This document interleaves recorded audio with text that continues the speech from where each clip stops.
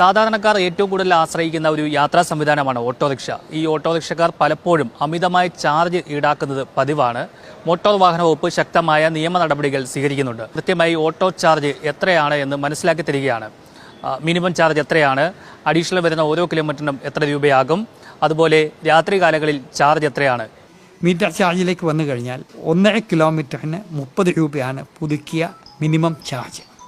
ആ minimum charge കൂടാതെ സഞ്ചരിക്കുന്ന കിലോമീറ്ററിന് 0.5 കിലോമീറ്റർ ഇടവിട്ടുള്ള നിരക്കുകൾ നൽകിയിട്ടുണ്ട്.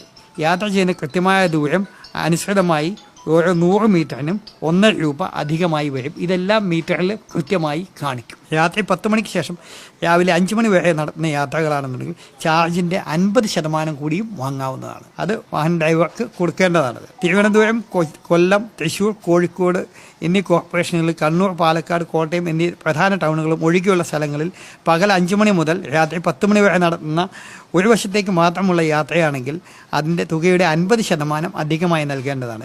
ഇരുവശത്തേക്കുമുള്ള യാത്രയ്ക്കാണെങ്കിൽ മീറ്റർ ചാർജ് നൽകിയാൽ മതിയാകും. വെയിറ്റിംഗ് ചാർജ് ഓരോ 15 മിനിറ്റിനും അതിൻ്റെ ഭാഗങ്ങൾക്കോ 10 രൂപ നിരക്കിലും ഒരു ദിവസത്തേക്ക് പരമാവധി 250 രൂപയും ആണ്.